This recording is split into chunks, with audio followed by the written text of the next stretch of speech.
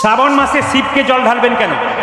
যখন সমুদ্র মন্থন হয়েছিল, বিষ উঠেছিল, জগৎজীবকে রক্ষা করার জন্যে বাবা ভোলানাথ সেই জীব পান করে কণ্ঠে ধারণ করেছিল। ওই জন্য বাবা শিবের আরেক নাম হলো নীলকণ্ঠ। কিন্তু প্রশ্ন করবেন, বিষটা কণ্ঠে নিল, ভেতরে নিল না কেন? মায়েরা, কেন শিব কণ্ঠে বিষকে নিলেন, ভেতরে দিলেন না কেন? স্বয়ং ভগবান ভেতরে উপস্থিত আছেন। যদি বিষটা পান করি তাহলে ভগবান খুব কষ্ট পাবে, তাই কণ্ঠে ধারণ।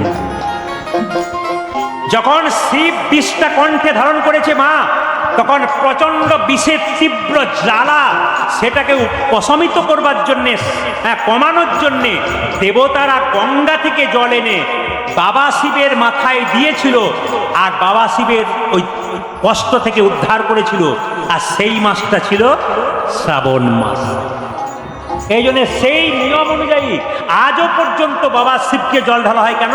বাবা, তোমার ভেতরে যে কণ্ঠে বিষ আছে, তার তীব্র যন্ত্রণা তুমি পেয়েছিলে, তোমাকে একটু শান্ত করলাম, যেন আমাদের তুমি শান্তি দিও। আপনাদের বোঝা গেছে? জোরে বলুন হ্যাঁ না না, বুঝতে পেরেছেন? আর দ্বিতীয় কারণটা সেরকম, সতী যখন দেহত্যাগ করলো, তখন পার্বতী রূপে আবার দ্বিতীয়বার জন্মগ্রহণ করার পর আবার শিবকে বিয়ে করবার জন্য কঠিন সাধনা করলেন। আর সেই কঠিন সাধনায় সন্তুষ্ট হয়ে শিব বললেন, পার্বতী, তোমাকে আমি বিবাহ করতে রাজি। আর সেই শুভক্ষণটা ছিল শ্রাবণ মাস। ওই জন্য এই মাসটা হলো শিবের মাস। শিবকে প্রতি সোমবার প্রত্যেক মা ব্রহ্ম মুহূর্তে স্নান করবেন। প্রতি সোমবার সূর্য ওঠার আগে, উপকার আছে। স্নান করে তারপর আপনি শিবলিঙ্গে জল দেবেন পবিত্র পোশাক পরে। তবে গঙ্গা জল দিলে ভালো হয়, বেলপাতা 3টে দিলে ভালো হয়। 3টে কেন দেবেন? সত্য, রজ, তমর প্রতীক, আর ব্রহ্মা, বিষ্ণু, মহেশ্বরের প্রতীক। 3টে পাতা কিন্তু দিতে হয়। এইবার সবাই লক্ষ্য করুন, শিবকে পঞ্চামৃত দিয়ে অভিষেক করাবেন। পঞ্চামৃত কেউ কেউ বুঝেছেন, আমার বাবারা যারা এসছেন, কেউ কেউ বুঝতে পারেননি। তাহলে কি কি দিয়ে স্নান করাবেন শিবকে? একসঙ্গে মিশিয়ে দুধ, ঘি, দই, চিনি আর মধু, এই 4-5টা জিনিস দিয়ে প্রত্যেক দিন শিবকে স্নান করাবেন আলাদা আলাদা ভাবে। প্রথমে দুধ দিয়ে স্নান করাবেন। দুধ দিয়ে স্নান করাবেন কেন না? দুধ দিয়ে যদি কেউ স্নান করাতে পারেন, তাহলে শাস্ত্র বলছে আপনার সংসারে যে অশান্তি প্রায়ই হচ্ছে, যদি কেউ দুধ দিয়ে ভক্তি ভরে প্রকৃতভাবে স্নান করে শান্তি কামনা করতে পারেন, আপনি শান্তি লাভ করবেন। দ্বিতীয়, আপনার দীর্ঘায়ু লাভ হবে। টক দই বা এমনি দই দিয়ে যদি পরে বারে আপনি মানে ওই একটু পরেই স্নান করাবেন দই দিয়ে, দুধের পরে দই দিয়ে স্নান করালে কি হয় মা? যদি ধরুন দই দিয়ে স্নান করালে, যদি ধরুন আপনার বলেন না ভাগ্য খুব খারাপ, আমার ভাগ্য খুব খারাপ, যাদের দুর্ভাগ্য আছে, শিবকে যদি প্রতি সোমবার কেউ দই দিয়ে স্নান করায়, দুধের পরে দই দিয়ে, তাহলে তার ভাগ্যটা সৌভাগ্য হয়, আপনি সৌভাগ্যবতী হতে পারেন। আর কি হতে পারে মায়েরা? গ্রহ দোষ কেটে যায় যদি দই দিয়ে স্নান করান। তারপর কি করবেন মায়েরা? তারপর আপনি ঘি দিয়ে স্নান করাবেন। ঘি দিয়ে স্নান আসতে, ঘি দিয়ে স্নান করালে কি হয়? ঘি দিয়ে স্নান করার একটা বিরাট লাভ আছে। সেই লাভটা কি বলুন তো? ঘি দিয়ে যদি কেউ আমাদের বাবা ভোলানাথকে স্নান করাতে পারে, তবে তার যশ লাভ হয়, যশ লাভ হয়। আর একটা কি জানেন? যদি পারিবারিক সম্পর্ক খারাপ থাকে, ওই সম্পর্ক আরো ভালো হয় এবং সন্তানদের যশ লাভ হয়। আর যদি আপনি মধু দিয়ে স্নান করেন, তাহলে আপনার উচ্চ পদে অধিকার হয়, মানে যে যা চাকরি করছেন, ব্যবসা করছেন, আরো উঁচুর দিকে যাবেন। আর কি হবে না? পরিবারের মানুষের সঙ্গে, সমাজের মানুষের সঙ্গে আপনার সম্পর্ক ভালো হবে, আপনার যশ লাভ হবে, মান হবে, সম্মান হবে, এটা যদি করতে পারে। আর আপনারা যদি মায়েরা কেউ ঘি দিয়ে, শর্করা মানে চিনি, চিনি জল দিয়ে বা আপনারা মিছরি জল দিয়ে স্নান করাতে পারেন, তবে আপনার কি হয়? আর্থিক অনটন, অভাব দূর হয়। এই 5টা জিনিস প্রতি সোমবার বারবার নিবেদন রইল। এই পঞ্চামৃত দুধ, দই, ঘি, মধু এবং চিনি বা মিছরি জল দিয়ে পরপর স্নান করাবেন। এটা কিন্তু আপনাদের কাছে নিবেদন হলো, যারা করেন না তারা পরবর্তী সোমবার থেকে করুন। ডাইনিং রুম করবেন, বেডরুম করবেন, বাড়ির সব রুম করবেন, কিন্তু ভগবানের রুম একটা করবেন। এখন প্রায় জায়গাতে কীর্তন করতে গেলে মানুষ আমাকে ফোন করে বা কোনো সময় জানতে চায়, দাদা ভগবানের মন্দিরটা কোন জায়গায় করব। ভগবানের মন্দির করবেন সবসময় ঈশান করি, করতে পারলে খুব ভালো। দেখুন, জ্যোতিষশাস্ত্র যারা পড়ছেন বা জ্যোতিষশাস্ত্র যারা পড়ে বা জ্যোতিষ নিয়ে আলোচনা করে, একটা ছোট্ট কথা আপনাদের বলে যায়, টিপস। ঈশান কোণে যেন কোনোদিন কোনো ক্রমে বাথরুম না হয়। ঈশান কোণে যদি আপনি বাথরুম করতে পারেন তাহলে একবার 100% আপনাকে গ্যারান্টি দিলাম, জ্যোতিষশাস্ত্র বলছে আপনার ভালো কাজ কোনো মতেই হবে না, হতে হবে না। এই যে যারা নতুন বাড়ি করবেন তাদের বলবো, ঈশান কোণে কিন্তু বাথরুম নয়, ঈশান কোণে ভগবানের মন্দির তৈরি করবেন। অনেক জায়গায় যাই, কিছু মনে করবেন না, অনেক জায়গায় যাই তো দেখতে পাই যে দরজা ঢুকবার আগেই রাধাকৃষ্ণের মূর্তি এঁকে দিয়েছে। আমাকে বলে, দেখুন দাদা দরজার সামনে রাধাকৃষ্ণের মূর্তি এঁকে দিলাম। বললাম, ভাই কিছু মনে করবেন না, খুব ভালো লাগলো দেখে, কিন্তু যখন প্রচণ্ড পাথর হয়, বৃষ্টি হয়, আপনি কোথায় থাকেন? বলে, আমি তো ঘরের ভেতরে থাকি। আর উনি কোথায় আছেন? বলে, উনি তো ওইখানে আছেন। উনি দিব্যি পাথর খাক আর জলে ভিজুক, আর আপনি ঘরের ভেতরে বসে থাকেন। মানে কত বড় অন্যায় আমরা করছি দেখুন। বাইরে রাধাগোবিন্দের মূর্তি করেছি কিন্তু কোনো সাবানিধি নাই, বৃষ্টি পাথর সব কিছু হচ্ছে, কোনো অসুবিধা নেই। অনেকে আবার বলছে একবারে 3 তলার ওপরে মন্দিরটা করে দিয়েছি, ভগবান ওপরে আমি নিচে। আমার নিচু তলায় আপনি তো এসি করেছেন, ওপর তলায় তো কিছু করেন নাই। ভগবান দিব্যি গরমে ভোগ করুক আর তুমি আপনার এসি থাকবে। আবার অনেকে দেখতে পাই সিঁড়ির নিচে একটু ফাঁকা জায়গা থাকে, ওখানে মন্দির করে। বলে, কেন? ভগবানের তো জায়গার প্রয়োজন হয় না, দিব্যি ওপর দিয়ে চলছে আর ভগবান নিচে বসে আছে। মানে কি আমাদের মনটা কত ছোট বুঝতে পারছেন তো, আমরা কোন জায়গায় যাচ্ছি। অথচ দেখবেন সবচেয়ে লজ্জার ব্যাপার, ভগবানের মন্দিরে গিয়ে শুধু চেয়েই যায়। রাস্তা দিয়ে যাচ্ছেন, সামনে একটা শিব মন্দির, শিবের কাছে প্রার্থনা করছেন মেয়ের বিয়ে হোক, ছেলের চাকরি হোক, কিন্তু মন্দির ফেটে যে বাবার মাথায় জল পড়ছে এদিকে কেউ তাকাচ্ছে না। তার প্রতি লক্ষ্য শূন্য, কিন্তু আমাদের লক্ষ লক্ষ বাসনা, আমাকে এই দাও, আমাকে সেই দাও। যে মালিকের অধীনে আপনি চাকরি করবেন বা কাজ করবেন, আপনাকে সেই মালিকের কথা ভাবতে হবে। শুধু মালিক আপনার কথা ভাববে তা নয়। আপনি যত মালিকের কথা ভাববেন তত মালিক কিন্তু আপনার কথা ভাববে।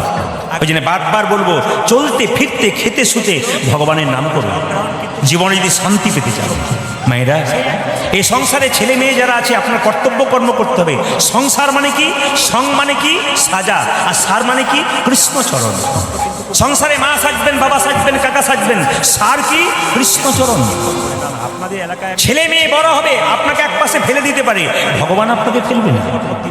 ভগবানের সঙ্গে সম্পর্ক করবেন, ভগবান আপনাকে ঠিক জায়গাতে রাখবেন। এই জন্য বারবার বলবো, কীর্তন যখন শুনবেন আপনার মন দিয়ে শুনবেন, আগ্রহ করে শুনবেন, জীবনে কিছু নিয়ে যাবেন। আপনি 3 ঘন্টার কীর্তন শুনবেন, আপনি ইচ্ছা করবেন না আমি কি পেলাম। মুকুন্দ সরকার প্রতি একাদশী করতো, যেদিন বাড়ি ফিরে গেল সেদিন একাদশী পড়লো, এবং সেই একাদশীটা হলো মোক্ষদা একাদশী, যেটা আগামী 14 তারিখে 14 কি পড়ছে অগ্রহণ, কিন্তু মোক্ষদা একাদশী পড়ছে সোমবার। সেই একাদশী পড়েছে। কিন্তু আমি আপনাদের সামনে বলবো, কারা কারা একাদশী করেন হাত তুলুন তো। এতজন করেন? বাহ। হ্যাঁ, কাকু আমাকে বলেছে যে আমার এলাকাতে ভক্ত কিন্তু খুব অনুরাগী, খুব ভাবের ভক্ত, খুব ভালো মানুষ, কিন্তু এরা কিন্তু খুব কীর্তন শোনে। না, আপনাদের এলাকায় আমি এই বসিরহাটে একটা কি যেন মন্দির আছে, ওখানে আমি পরপর 3 বার করে গিয়েছিলাম। আমার খুব ভালো লেগেছে, ভক্তরা আমাকে খুব ভালোবাসেন সব জায়গাতেই। আর শুধু একটা ছোট্ট কথা আপনাদের বলে যাই, এই কয়েকদিন আগে আমি বিশাখাপত্তনম গিয়েছিলাম। আপনার বিশাখাপত্তনম নামটা শুনে চমকে যাচ্ছেন। বিশাখাপত্তনম থেকে আমাকে নিয়ে গিয়েছিল মালকানগিরি, মানে উড়িষ্যা পড়ছে আর কি, মালকানগিরি। তো সেই পাহাড়ে 400 কিলোমিটার উপরে বিরাট বড় বড় পাহাড়, সেই পাহাড়ের ওপরে কীর্তন হচ্ছে, প্রচুর মানুষের বাস, নদী নালা সব কিছুই রয়েছে ওখানে, বাঘ ভালুকের জায়গা। তা আমার গান দিয়েছিল প্রথম দিন রাত্রি 8টা, কয়েকদিন আগে যে বৃষ্টিটা ঝড়টা উঠবার কথা, সেই সময় আমি ওইখানেই ছিলাম। সরকার থেকে বলে দিল যে আর হবে না, আপনি কীর্তন বন্ধ করুন, কমিটিকে বললো। কিন্তু কমিটি বললো ঠিক আছে, চেষ্টা করি, গোবিন্দের কৃপা কী হয়। তো বিশ্বাস করবেন, এত গাড়ি ঘোড়া এসেছে, এত ভক্ত এসেছে, 15 থেকে 20 হাজার ভক্ত। বলে আপনার ইউটিউবে কীর্তন শুনে দেখুন চুপচাপ বসে আছে। ওদের একটা বিশেষত্ব দেখলাম, খুব ভালো লাগলো। সেটা কি জানেন? প্রত্যেকে একটা করে আসন এনেছে, একটা করে জলের বোতল এনেছে, চুপচাপ আসনটা নিয়ে জলের বোতলটা নিয়ে চুপচাপ বসে আছে। আর আশ্চর্যের ব্যাপার, কেউ কারোর দিকে তাকাচ্ছে না, চুপচাপ মাথা নিচু করে বসে আছে। যখন একটা প্রেমের কথা বলছি, আবেগের কথা বলছি, তখন মাথা নিচু করে একবার নিতাই গৌর হরি দুর্বল বলে হাত তুলছে। আশ্চর্যের ব্যাপার, কোনো মানুষে 15-20 হাজার মানুষ কারোর সঙ্গে কোনো গল্প নেই, একবার চুপচাপ স্থির কীর্তন শুনছে, বাচ্চা থেকে বয়স্ক পর্যন্ত। এই অভিজ্ঞতার কথা আপনাদেরকে বললাম, আপনাদের কাছে নিবেদন রইল যদি কিছু নিতে পারেন সেই বৈশিষ্ট্যটা আপনাদের জীবনে কাজে লেগে যেতে পারে। তো একাদশীর কথা যখন বললাম, মানে মোক্ষদ একাদশী, এই দিন কিন্তু ভগবান, শুনে রাখুন, এই যে 14ই অঘ্রাণ মোক্ষদ একাদশী, এই দিন ভগবান শ্রীকৃষ্ণ অর্জুনকে গীতার জ্ঞান দিয়েছিলেন। মোক্ষদা একাদশীর দিনে ভগবান শ্রীকৃষ্ণ অর্জুনকে গীতার জ্ঞান দিয়েছিলেন। তাই আগামী মোক্ষদা একাদশীর দিনে আপনারা অন্তত গীতা পড়বেন, কিছু পড়তে না পারুন একটা শ্লোক করবেন। অনেকে প্রশ্ন করবেন গীতার শ্লোক যদি ভুল হয়ে যায়, আমি আপনাদের বললাম কোনো অসুবিধা নেই, আপনি গীতার শ্লোক ভুল করবেন তবে পড়তে শুরু করবেন। বলে কেন? লাইনে দাঁড়ান তবে তো ডাক্তার পাবেন। আর দ্বিতীয় কি, দস্যু রত্নাকর রাম বলতে পারে নাই, মরা মরা বলতে বলতে একদিন রাম বেরিয়েছিল। আপনি ভুল বলতে বলতে একদিন ঠিক করবেন। একটা বাচ্চা ছেলে সাইকেলে যাবে, প্রথমে কিন্তু সিটে চেপে যায় না, প্রথমে হাফ প্যাডেলে যাবে, তারপর সিটে যাবে। আপনি শিখুন, শিখতে শিখতে শেখা, না চলতে চলতে বলা, চলতে চলতে চলা, গাইতে গাইতে গলা, এগুলো নিয়ম। এই জন্য অভ্যাস করুন আপনার গীতা পড়তে। এই মোক্ষদা একাদশীর দিনে যদি কেউ গীতা দান করতে পারে তাহলে খুব লাভ আছে। কিন্তু এই মোক্ষদা একাদশী দিয়ে যদি কেউ গীতা দান করতে পারে, অন্তত 50টা গীতা 50 জনকে দান করুন, আপনার লাভ আছে। একাদশীর দিনে এক কথা একটু ছোট্ট করে বলে যাই, আপনারা যারা আমার মুখে শুনেছেন, আমি আপনাদের বলতে যাই, প্রত্যেকটি হিন্দু পরিবারে অন্তত একাদশী করা দরকার। কেন? মুসলিম সমাজে 30 দিন রোজা রাখা হয়। আশ্চর্যের ব্যাপার, ভোর 4টে থেকে সন্ধ্যে 6টা পর্যন্ত জল খাওয়া তো দূরের কথা, থুতু পর্যন্ত গেলে না। আর আমাদের সবচাইতে লজ্জার ব্যাপার, একাদশী করতে আমাদের কষ্ট হয়। আমি আপনাদের বলবো, একাদশী বাড়ি বাড়ি করুন। শাস্ত্র বলেছে 8 থেকে 80 বছর পর্যন্ত সবাই একাদশী করতে পারে। কত বললাম? 8 থেকে 80। যদি কেউ অসুস্থ থাকে সে কি একাদশী করে ওষুধ খেতে পারে? হ্যাঁ, ওষুধ খাবে, তবে কিন্তু একাদশী করতে পারে। একাদশীর দিনে মায়েরা অনেকে কাঁচা লঙ্কার ঝাল খায়, একবারে খাবেন না, শাস্ত্র বিরুদ্ধ। শাস্ত্রে একবারে বারবার বারণ করেছে, কাঁচা লঙ্কা খাওয়া যাবে না। অনেকে ধনে পাতার দেখবেন চাটনি খায়। একাদশীর দিনে সিদ্ধান্ত হচ্ছে যত কম খাবেন তত ভালো, মুখ ঝুটা যত কম করবেন তত ভালো। একাদশীর দিনে যত মুখকে এঁটো কম করবেন তত আপনার ভালো। দেখুন, যারা ডায়েট করবার জন্য ডাক্তারের কাছে যায়, কিভাবে আমরা চেহারাটাকে ঠিক রাখবো, অনেকে যায় না, তার আগে শ্রীমদ্ ভাগবত গীতা পড়ুন, পরিষ্কার করে বলে দিয়েছে যে কিভাবে শরীর ফিট রাখা যায়। কি বলছে? একটা পেটকে যদি 4 ভাগ করা যায়, একটা পেটকে যদি 4 ভাগ করা যায়, তাহলে এই পেটটাতে 2 ভাগ খাবার খাবেন, আর 1 ভাগ জল রাখবেন, 1 ভাগ ফাঁকা রাখবেন, আপনি সুস্থ থাকবেন। এই পেট থেকে 80% রোগ হয়ে যায়। এই জন্য পেট সবসময় 2 ভাগ খাবেন, 1 ভাগ জল খাবেন, 1 ভাগ ফাঁকা রাখবেন। আর আমাদের এমন এমন জন আছে, আমার দলে একজন আছে, ও তো আবার উঠে দেখে যে আমার গলা পর্যন্ত হলুদ, তারপর আবার ফের খায়, ওরা সামান্য দেন। তো আপনাদের কাছে নিবেদন রইল, যত কম খাবেন তত ভালো থাকবেন, আর যত বেশি খাবেন তত তাড়াতাড়ি আর বলার দরকার নেই কী হবে।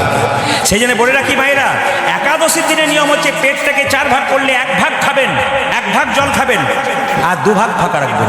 যদি নির্জলা একাদশী করতে পারেন উত্তম একাদশী। তবে একটা কথা বলে রাখি, একাদশীর আগের দিনে কিন্তু ব্রাশ করে নিতে হয়, জিভ ছুলে নিতে হয়। কেন না? ব্রাশ যখন করবেন, যে পেস্টের মধ্যে লবণ থাকে, ওই লবণ কিন্তু দেওয়া যাবে না। জিভ ছুলতে ছুলতে রক্ত বেরিয়ে গেলে আপনার কিন্তু একাদশী হবে না। ওই জন্য জিভ ছুলবেন আগের রাত্রিতে, মানে আজকে কালকে একাদশী, আজকে রাত্রিতে বললেন। 2, সবাই লক্ষ্য করবেন।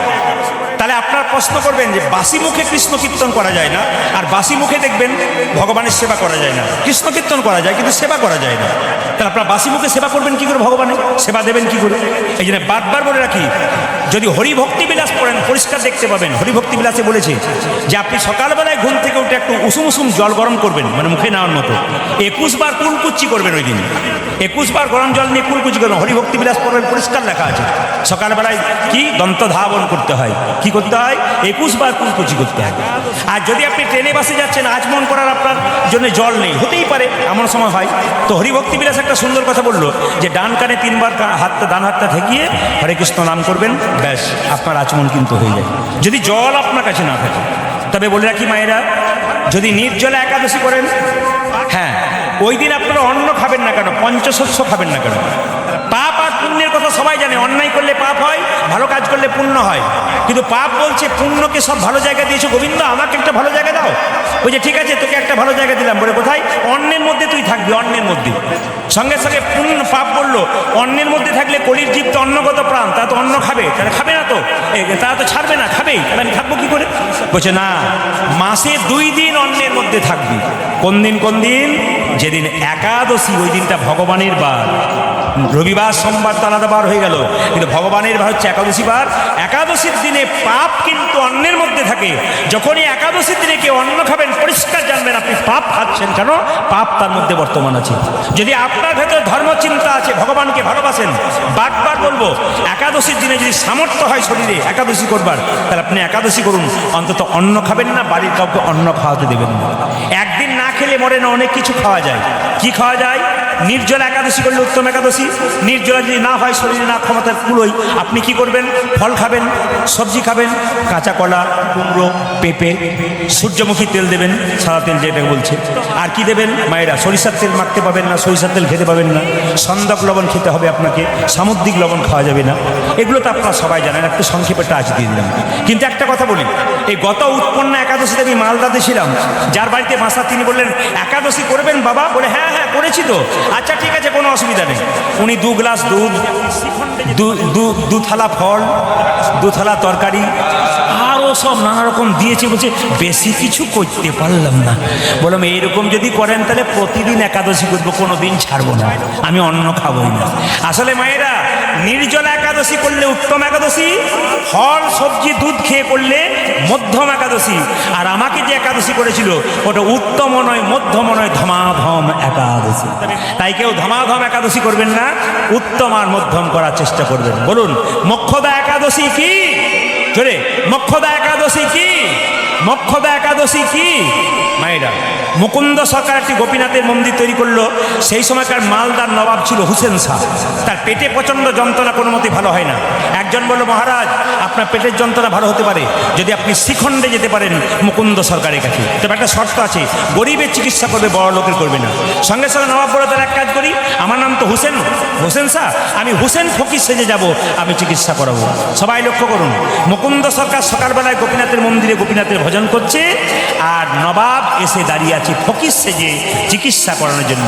মুকুন্দ গাইছে সকালবেলাতে, প্রভু আমার টাকা পয়সা নেই, সুন্দর মন্দির তৈরি করব, তবে মন দিয়ে তোমাকে রাখবো। মুকুন্দ গাইছে আর নবাব শুনছে। আমার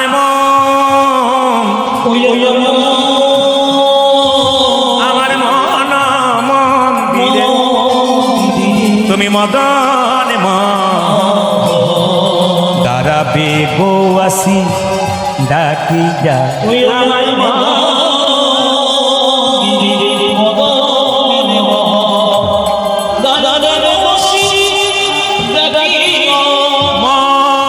মন্দিরে মদন মহান দাঁড়াবে গো আসি ডাকি যা।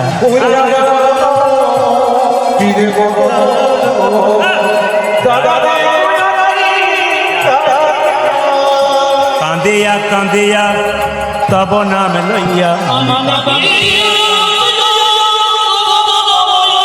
কাঁদিয়া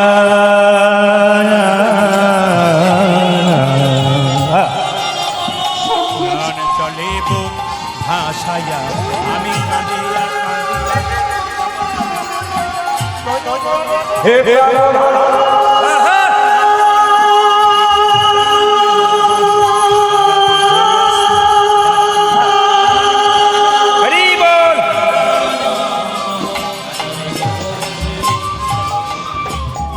ভেতরে যদি কারো একবার অহংকার ঢুকে যায় তবে শেষ হয়ে যায়। ক্যান্সার যেমন একটা ব্যাধি,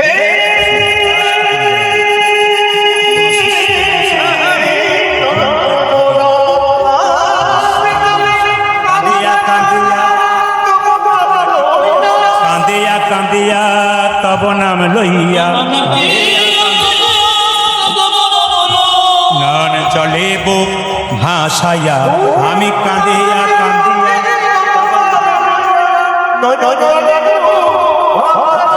আমার মন মন্দিরে মদন মোহন দাঁড়াবে গো আসি ডাকিয়া, আমার মন মদন ভেতরে যদি কারো একবার অহংকার ঢুকে যায় তবে শেষ হয়ে যায়। ক্যান্সার যেমন একটা ব্যাধি, গোটা শরীরকে নষ্ট করে দেয়। কোনো সুস্থ মানুষের হৃদয়ে যদি একবার অহংকার ঢুকে যায় তবে শেষ হয়ে যায়। তাকাবেন, আপনারা কীর্তনের আসরে এসেছেন, কাকু আমাদের প্রসাদের ব্যবস্থা করেছেন সবার। জায়গা খুব ছোট। উনি আমাকে বলেছেন, বাবা তোমার কীর্তনটা শেষ হওয়ার পরেই সবার সেবার ব্যবস্থা করব, সবাই প্রসাদ পাবেন। সারাদিন ধরে পাচ্ছেন, প্রতিদিন পাচ্ছেন, অগণিত মানুষের সেবা হচ্ছে। শুধু একটা কথা আপনাদের বলে যাই, যে যেখানে বসে আছেন মন্দির ভেতরে যেন অহংকার না জন্মায়। কিসের অহংকার? এদিকে এদিকে এদিকে। কিসের অহংকার? তাকাবেন আমার দিকে। কিসের অহংকার? আপনি কি জন্ম পেয়েছেন?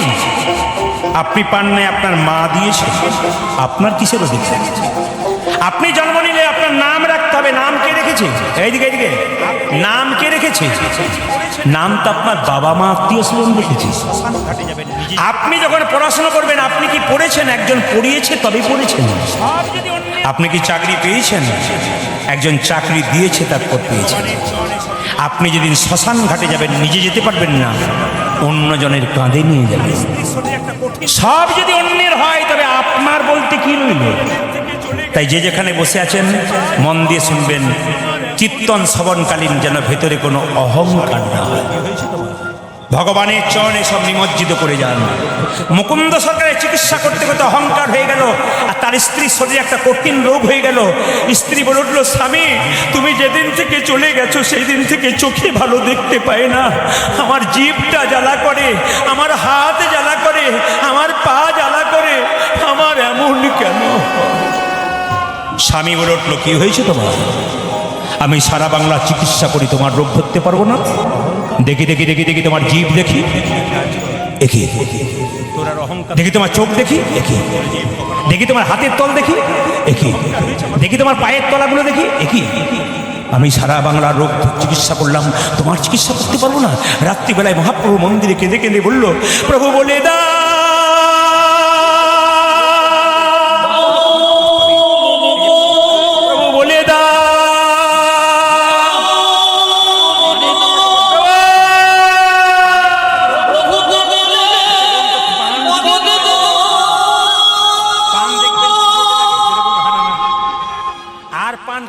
মহাপ্রভু বললেন, সারা বাংলা চিকিৎসা করে করে তোর ভেতরে অহংকার হয়ে গেছে।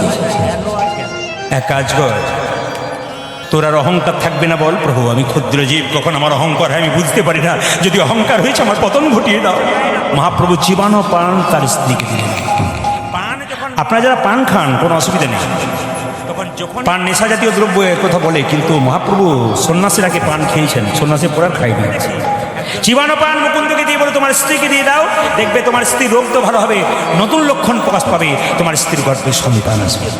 আচ্ছা মায়েরা কিছু মনে করবেন না, এই যে পানের কথা, এইদিকে আস্তে আস্তে, এই যে ধীরাজের বাবা, পানের কথা যখন বললাম কিছু মনে করবেন না, পানের কথা যখন বললাম, আচ্ছা বলুন তো পান কি কি কাজে লাগে? জোরে বলুন। পান দেখবেন পুজোতে লাগে, জোরে বলুন। হ্যাঁ না না। আর পান কিসে লাগে? বিয়েতে লাগে। ধীরে। আচ্ছা মায়েরা বিয়ের সময় পান ঢাকা দিয়েছিলেন?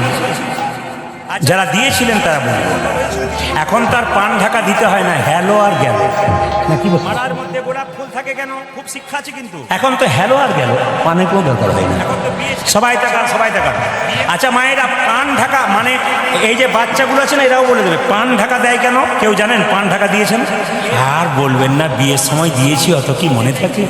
পান যখন মেয়েটি ঢাকা নিয়ে স্বামীর কাছে যায়, তখন যখনই পানটা সরায়, পানটা হলো যোগ মায়া, মানে পানটা সরিয়ে মেয়েটি স্বামীর মুখ দেখে মানে মায়ার যোগ হয়, তুমি আমার আমি তোমার। এই গানটি এক জায়গায় করেছি, একজন ব্যক্তির বাড়িতে বাসা, বলছে বাবা তুমি যে বললে পান সরালে মায়া হয়, আমার 3টে বউ, 3টে ছেলে, 3টে বৌমা, মায়াই নাই, খালি ঝগড়া করছে। বললাম কাকা বাবু, পান ঢাকা দেবার আগে কতবার রাস্তায় দেখা হয়ে যাচ্ছে, তাই আবার এইদিকে এইদিকে এইদিকে তাকা, পান ঢাকা দেয় নাই মনে হয়, বোধহয় এরা পান ঢাকা দেয় না, ওই জন্য বুঝতে পারছি। সবাই সবাই তাকাবেন। আচ্ছা মায়েরা কিছু মনে করবেন না, বিয়ের সময় মালা বদল হয়েছিল, একটু বলি, মালা বদল হয়েছিল। আচ্ছা মালা যে বদল হয়েছিল কিছু মনে করবেন না, এই মালাতে গোলাপ ফুলটা কি? মালার মধ্যে গোলাপ ফুল থাকে কেন? খুব শিক্ষা আছে কিন্তু। বিয়ে তো হয়ে গেল, বুঝতে পারলেন, এখন তো বিয়ে ছেলে খেলা না, কি বলছে? বিয়ে না বিয়ে, এইদিকে এইদিকে, এখন বিয়ে হয় না, বে হয়, বে। সবাই তাকান, গোলাপ ফুলটা কেন? এর মালাতে গোলাপ ফুল, ওর মালাতে গোলাপ ফুল। বলতে চাইছে গোলাপ ফুল যেমন রঙিন, আমাদের দুজনের জীবন যেন বিয়ের পর গোলাপের মতো রঙিন হয়ে যায়। আমার মালাতে যত ফুল, তোমার মালাতে তত ফুল।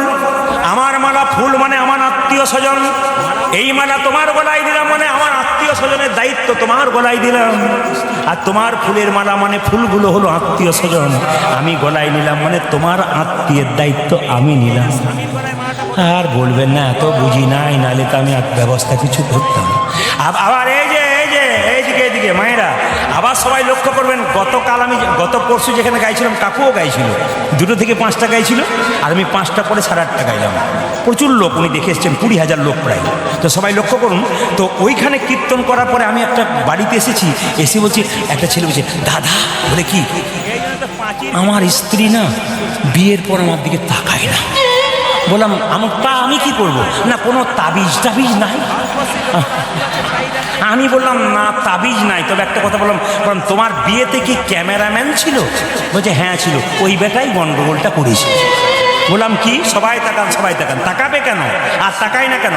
আচ্ছা, বিয়ের সময় মায়েরা কিছু মনে করবেন না, মালা যখন বদল হয় আমার দিকে তাকান, তখন দেখবেন কাপড় ঢাকা দেওয়া হয় না। জোরে বলুন, জোরে বলবেন, কিন্তু শিক্ষা আছে। যখনই কাপড় ঢাকা দেওয়া হয় তখন মেয়েটি ছেলেটির গলায় মালা পরায়, আর ছেলেটি মেয়েটির গলায় মালা পরায়। মালা পরানো মানে কি বলুন তো? তখন কিন্তু শুভ দৃষ্টি হয়। বাবারে কি শুভ দৃষ্টি হয়! সবাই কিন্তু একটু মাথায় কাপড়টা নিন, এইদিকে তাকান, এইদিকে তাকান। যেই না মালাটি বদল হচ্ছে, মেয়েটি যেই না স্বামীর গলায় মালাটা বদল করবে, তার মানে কি দেবে? তার মানে কি? তার মানে স্বামীর সঙ্গে শুভ দৃষ্টি হবে। যেই না স্বামীর গলায় মালাটা পরাতে যাচ্ছে, পেছন থেকে একজন ক্যামেরাম্যান বলছে, এইদিকে আচ্ছা, শুভ দৃষ্টিটা কার দিকে হলো?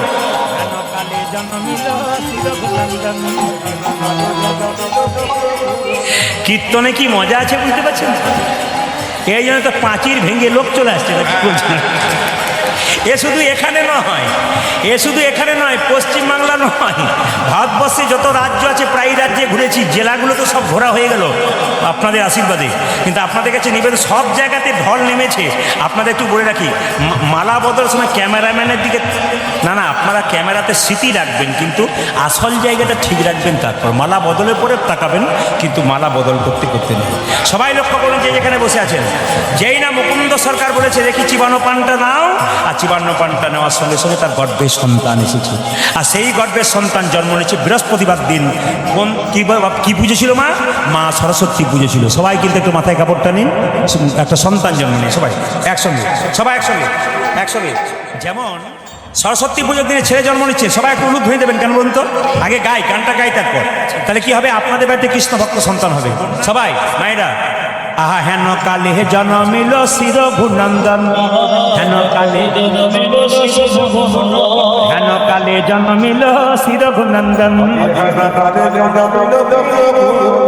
মুকুন্দ দাসেরি তাহা আনন্দিত, মুকুন্দ দাসেরি তাহা আনন্দিত মন, আনন্দ ধরে না, মুকুন্দ দাসের মনে আনন্দ ধরে না, মুকুন্দ দাসের মনে পুত্রের বদন হেরে,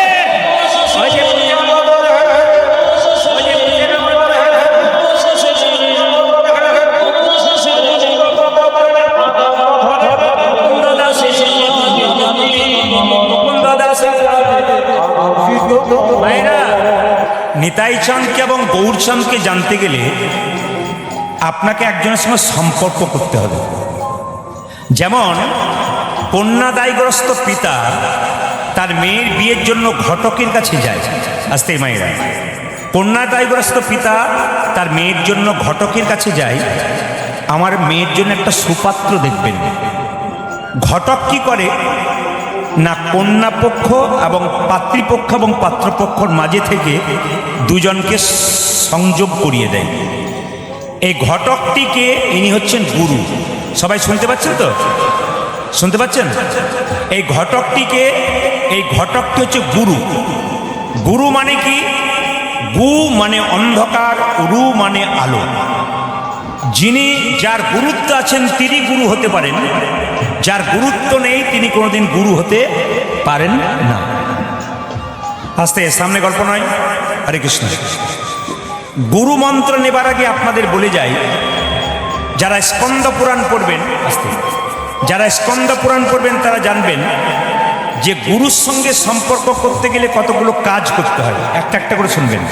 কি না, গুরু যখন শিষ্যকে মন্ত্র দেবে তখন শিষ্য যেন ভালো হয়, আর শিষ্য যে গুরুর কাছে মন্ত্র নেবে সেই গুরুও যেন ভালো হয়। দেখুন, গুরুদেব গুরুমন্ত্র দেবার আগে আগে শিষ্যকে যাচাই করে দেখবে। যদি পাকা চাষি হয় তাহলে মাঠটা উর্বর হয়েছে কিনা আগে পরীক্ষা করবে, তারপর বীজ ফেলবে। উর্বর জমিতে বীজ ফেললে যেমন গাছ তাড়াতাড়ি হয়, অনুর্বর জমিতে বীজ ফেললে যেমন গাছ হয় না, সেরকম দেখবেন বড় বড় গুরুদেব যারা হন তারা 1 বছর ধরে হরে কৃষ্ণ মহামন্ত্র ভজন করতে বলেন, তারপর তাকে গুরুমন্ত্র দেন। কেন বলুন তো? আগে জমিটা উর্বর হোক, বীজ ফেললেই গাছ হয়ে যাবে। রামকৃষ্ণদেব বললেন, যাত্রার কাছে গুরুমন্ত্র নিও না। যে যেখানে বসে আছেন মন দিয়ে শুনবেন। রামকৃষ্ণদেব বললেন, যাকে তাকে দেখলেই গুরু বলে মেনো না, আর যাত্রার কাছে গুরুমন্ত্র নিও না। গুরু মানে যে ব্রাহ্মণ তাও নয়, গুরু মানে যে শূদ্র তাও নয়। চৈতন্য চরিতামৃতে বলেছে, কিবা বিপ্র কিবা শূদ্র ন্যাসিক জ্ঞানে নয়, কৃষ্ণ তত্ত্ববেত্তা যেই সেই গুরু হয়। যিনি কৃষ্ণ তত্ত্ব ভালো জানেন, যিনি হরিকথা ভালো জানেন, তার কাছে আপনাকে গুরুমন্ত্র নিতে হবে। মায়েরা, জীবনে সমস্যা সবার আসতে পারে, কিন্তু মাথায় রাখবেন, যদি কোনোদিন বিপদে পড়েন, মনের মধ্যে কোনো দুঃখ থাকে, আপনি যাত্রার কাছে বলবেন না, আপনি 2 জায়গাতে বলবেন। এইদিকে মনের দুঃখের কথা যাত্রার কাছে বলতে নাই, 2 জায়গায় বলতে হয়। একটি গুরুচরণে, একটি গোবিন্দ চরণে। গুরু হলেন বাবার মতো, আপনার মনের কথাটা শুনবে কিন্তু কাউকে বলবে না, সে সমস্যার সমাধান করার চেষ্টা করবে। আর যিনি গোবিন্দ, যদি গুরুকে কাছে না পান, তাহলে মন্দিরে গিয়ে ভগবানের চরণে বারবার কেঁদে কেঁদে বলতে হবে, ভগবান সমস্যার সমাধান করবে। এই জন্য রামকৃষ্ণদেব বলেছেন যে গুরুমন্ত্র কিন্তু যাত্রার কাছে নেওয়া যাবে না। সবাই লক্ষ্য করুন, যে যেখানে বসে আছেন, গুরু যাকে মন্ত্র দেবে তিনি মেয়ের মতো বা ছেলের মতো। গুরু যখন শিষ্যের বাড়ি যাবে খালি হাতে যাবে না, শিষ্য যখন গুরুর বাড়ি যাবে তখন খালি হাতে যাবে না। আপনি গুরু বাড়ি গেলেন, ভর্তি প্যাকেট নিয়ে গেলেন, আর আপনার গুরুদেব আপনার বাড়ি এলো খালি হাতে এলো, তা কিন্তু চলবে না। তবে শ্রীমদ্ ভাগবত গীতা যারা পড়েছেন, এইদিকে শ্রীমদ্ ভাগবত গীতা যারা পড়েছেন তারা শুনে রাখুন। বলছে শ্রীমদ্ ভাগবত গীতার 80তম অধ্যায় 10ম স্কন্ধ 34তম শ্লোক। যারা শ্রীমদ্ ভাগবত গীতা পড়েন খুলে দেখে নেবেন, আমার কথাগুলো মিলিয়ে নেবেন। কি বললাম? 80তম অধ্যায় 34তম শ্লোক আর 10ম স্কন্ধে পরিষ্কার করে বলেছে যে যদি গুরুকে সম্মান দিতে না পারো, মন্ত্র দেবার পর, মন্ত্র নেবার পর যদি গুরুকে সম্মান দিতে না পারো, তাহলে তোমার গুরু ভজনাটাই বেকার হয়ে যাবে। শাস্ত্র বলেছে, গুরু বিনা যেজন গোবিন্দ ভজে সে পাপী নরকেতে ভজে। এই জন্য সবার কাছে নিবেদন রইল, আগে গুরুমন্ত্র যোগ করবার আগে যে গুরুর কাছে মন্ত্র নিয়েছেন সেই গুরুকে আগে স্মরণ করতে হবে। যদি সেই গুরুকে স্মরণ না করে সরাসরি গোবিন্দ ভজন করেন তাহলে আপনি ভুল করছেন। শাস্ত্র পরিষ্কার করে বলেছে, গুরু বিনা যে যেন গোবিন্দ ভজে সে পাপী নরকেতে মজে। কথাগুলো শুনবেন, আপনাদের কাজে লেগে যাবে। এইবার লক্ষ্য করুন, গুরুদেবের নাম কিন্তু মুখে বলতে গেলে যখনই কেউ জিজ্ঞেস করবে আপনার গুরুদেবের নাম কি, কানে হাত দেওয়ার পর নামটা বলতে হয়। এগুলো শিখে নিতে হবে। কি?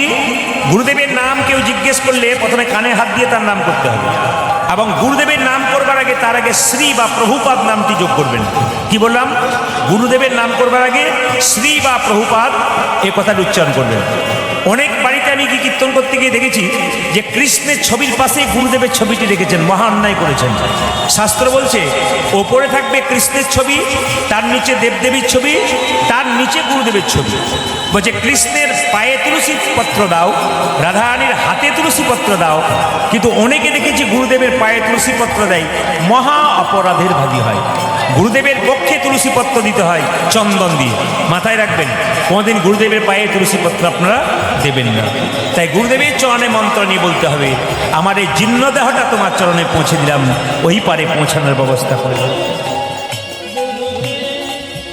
আমার জীর্ণ তরি ভাসাইয়ে দিলাম, অকুল দরিয়ায় দয়াল গুরু গো পৌঁছাইয়া দেখো কিনারা।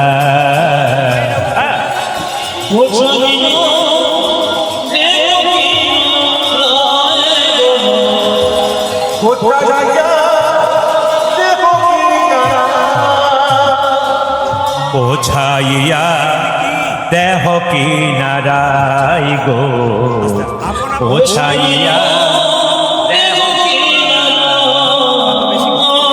তুমি বিনে এ দূরি দিলে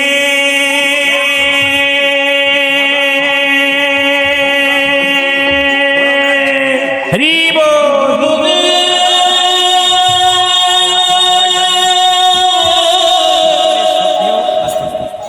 সকলের শ্রদ্ধেয়, আমাদেরও শ্রদ্ধেয় রাধাপদ কাকু, যার সঙ্গে আমার প্রথম পরিচয় হয়েছিল দক্ষিণ চব্বিশ মাটিতে। প্রথম আমাকে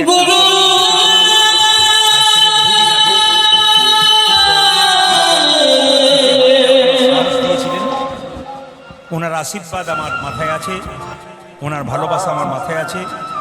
অক্লান্ত পরিশ্রম করে একার দ্বারাই হরিবাসর করেন। আপনার সবাই সাহায্য করবেন।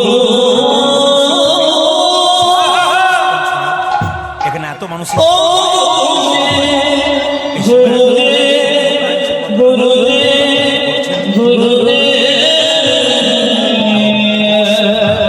তুমি বিনে এ দূরি দিলে কেহ নাই আমার পৌঁছাইয়া। উলধ্বনি মায়েরা, উলধ্বনি।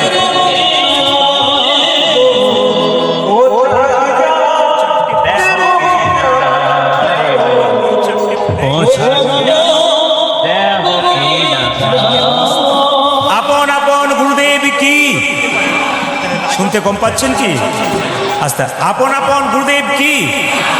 এত পেছনে চিৎকার হলে হবে না, এত বেশি ভক্ত হয়ে গেছে যে আপনাদের চিৎকার হচ্ছে পেছনে। রাধা রানী কি, শ্যাম সুন্দর কি, মদন মোহন কি, হরিবাসর কি, গরম লাগছে কি? না, দেখলাম পরীক্ষা দিয়ে রাধা রানী কি। তবে আপনারা সবাই জানেন, সকলের শ্রদ্ধেয়, আস্তে সকলের শ্রদ্ধেয়, আমাদেরও শ্রদ্ধেয় রাধাপদ কাকু, যার সঙ্গে আমার প্রথম পরিচয় হয়েছিল দক্ষিণ চব্বিশ মাটিতে। প্রথম আমাকে একটা আসরে উনি দেখেছিলেন আজ থেকে বহুদিন আগে। তো উনি আমাকে তখন পিঠে হাত চাপড়ে সাহস দিয়েছিলেন। ওনার আশীর্বাদ আমার মাথায় আছে, ওনার ভালোবাসা আমার মাথায় আছে। অক্লান্ত পরিশ্রম করে একার দ্বারাই হরিবাসর করেন। আপনার সবাই সাহায্য করবেন অন্তত মানসিকভাবে সুস্থভাবে কীর্তন শোনার। এখানে এত মানুষের সেবা হয়, এত ভক্তের সেবা হয়। এই সেবা একার দ্বারা সম্ভব নয়, শুধুমাত্র রাধা মাধবের কৃপাতে তিনি করছেন এবং রাধা মাধবের আশীর্বাদ আছেন। এবং অবশ্যই আমরা ঈশ্বরের কাছে প্রার্থনা করব আমাদের কাকু দীর্ঘ জীবন ধরে আরও কীর্তন করুন, মানুষের সামনে হরিকথা কৃষ্ণকথা শ্রবণ করান। ওনাদের আশীর্বাদ আমার মাথায় থাক, এটাই চাইব। সবার কাছে বলে রাখি মায়েরা, এই ছোট্ট একটি কথা বলে আমি গৌরচন্দ্রিকা শেষ করব, একটু মন দিয়ে শুনবেন। এক রাজার মনে চারটে প্রশ্ন জেগেছিল। রাজা বলল এই চারটে, এইদিকে এইদিকে এইদিকে। রাজা বলল চারটে প্রশ্ন আমার মনে জেগেছে, যদি কেউ উত্তর দিতে পারে তাহলে রাজত্ব দিয়ে আমি বৃন্দাবনে চলে যাব, যদি কেউ উত্তর দিতে পারে। আচ্ছা, এতজন কীর্তন শুনতে এসছেন, প্রশ্নগুলো বলবো না বাদ দিয়ে দেবো? বলেই দেখি যদি আপনারা কেউ পারেন। রাজার প্রথম প্রশ্ন ছিল ভগবান কোথায় থাকে, আর দ্বিতীয় প্রশ্ন ছিল ভগবান কি খায়, আর তৃতীয় প্রশ্ন ছিল ভগবান কখন হাসে, আর চতুর্থ প্রশ্ন ছিল ভগবানের কাজ কি। আপনাদের কারো জানা আছে কি? ঠান্ডা মাথায় ভগবান কোথায় থাকে মায়েরা? হ্যাঁ, দেখতে পাচ্ছি আপনারা ভয়ে বলছেন না। দু চারজনকে দেখছি, কেউ বলছে, আবার কেউ বলছে যাক ঠিক আছে মেনে নিলাম। কিন্তু আমার প্রশ্ন হচ্ছে, রাজা বলছে ভগবান কোথায় থাকে, এক প্রশ্ন। দু নম্বর হচ্ছে ভগবান কি খায়, আর 3 নম্বর প্রশ্ন ভগবান কখন হাসে, আর 4 নম্বর প্রশ্ন ভগবানের কাজ কি। রাজা চারিদিকে ঢোল বাজিয়ে চিৎকার করে লোক দিয়ে বলালো যে যদি কেউ বলতে পারে রাজত্ব দিয়ে বৃন্দাবন চলে যাবে, সে কিন্তু রাজা হয়ে যাবে। এত পণ্ডিত এলো গেল, না যাই তার গোনা, রাজার যেমন প্রশ্ন তেমনি রইল, উত্তর কিন্তু হল না। বহু পণ্ডিত এলো প্রশ্নের উত্তর দেওয়ার জন্য, কিন্তু কেউ দিতে পারল না। এবার লক্ষ্য করুন, মন্ত্রী গালে হাত দিয়ে রাজবাড়িতে ঢুকছে, খুব চিন্তা, কাউকে পাওয়া গেল না, যদি বা পাওয়া গেল পণ্ডিতজন, কেউ উত্তর দিতে পারলো না। ঠিক আছে, গালে হাত দিয়ে পৌঁছাচ্ছে, বাড়ির ভেতরে ঢুকছে রাজবাড়িতে। এখন রাজবাড়ির দরজাতে মায়েরা একটা ছেলে ছেঁড়া কাপড় পরে পোড়া রুটি খাচ্ছে। তা ও জিজ্ঞেস করছে, মন্ত্রী বলে রাজবাড়িতে ভোজ হচ্ছে নাকি? বলে কেন? তাহলে পেট ভরে খেতাম। মন্ত্রী রেগে বলছে, রাজার হলো মনের জ্বালা, তোর হলো পেটের জ্বালা। আরে পেট ভরে খাবি, তুই রাজা হয়ে যাবি যদি 4টে প্রশ্নের উত্তর দিতে পারিস। কেউ পারে নাই, তুই পারলে হবে। ছেলে বলল, যেখানে দেখিবে ছাই, উড়াইয়া দেখো তাই, পাইলেও পাইতে পারো মূল্য রতন। একবার চেষ্টা করে দেখি। বলে স্কুলে পা দিয়েছিস? বলে পড়ি নাই, চেষ্টা করে দেখি। আচ্ছা, ভগবান কোথায় থাকে? ছেলে বলল, বাবা রে, এর চাইতে সহজ উত্তর আর আছে? মন্ত্রীর গালে হাত, কত পণ্ডিত এলো, কেউ পারলো না। আর এ কিনা বলে খুব দ্বিতীয় প্রশ্ন, বলে কি ভগবান কি খায়? বলছে এটা তো আরো সহজ উত্তর। আচ্ছা, ভগবানের কাজ কি? ভগবান কখন হাসে? বলছে বলবো নাকি? বলে বলার দরকার নেই। শেষে বলছে, এবার শেষ প্রশ্ন, ভগবানের কাজ কি? ছেলে বলল, অতি সহজ, বলবো কি? যেই না বলবো বলেছে, বলে এখানে বলতে হবে না, রাজবাড়িতে রাজার কাছে গিয়ে বলবি। ছেলে এখন যেই না রাজবাড়িতে গিয়ে ছুটছে। ওখানে কি হচ্ছে? অসভ্য, বের করুন, একবারে বের করুন, হাত ধরে বের করুন, বের করুন। ওখানে নয়, রাজার বাড়িতে। না না, ছেলেটা রাজার কাছে গিয়ে দাঁড়িয়েছে, রাজা বলছে ওখানে অনেকে তাকাচ্ছে, তারা আমাকে বলছে না, বলছে বের করুন, বের করুন। ছেলে বলল, রাজামশাই আপনার 4টে প্রশ্ন করা ছিল, আমি উত্তর দিতে এসেছি, তুই পারবি? বলে হ্যাঁ পারবো। যদি পারিস তো ভালো, না পারলে তোর গরদান গেল। ছেলে বলছে, একবেলা খাই একবেলা খাই না, না খেয়ে মরার চাইতে রাজার হাতে মরবো, আর পারলে রাজা হয়ে যাবো। আরে তুই কি করিস? ছেলে বলছে, আমি কি করি জানো? আমি ভিখারি, ভিখারি, আমি দিনই ভিখারি, নাইকো করি একটি পয়সা দাও,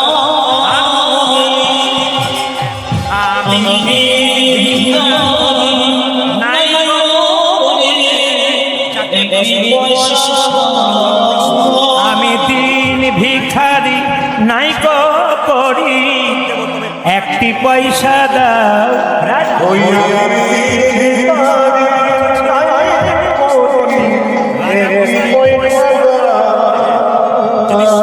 কারে না পথি পহেরি, নয়নে না ঝরে বাড়ি,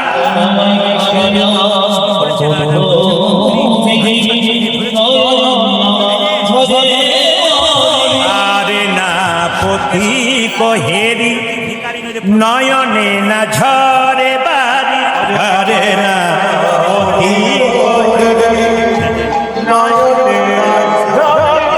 আমি দিন ভিখারি, নাই করি একটি পয়সা দাও, দিন ভিখারি নাই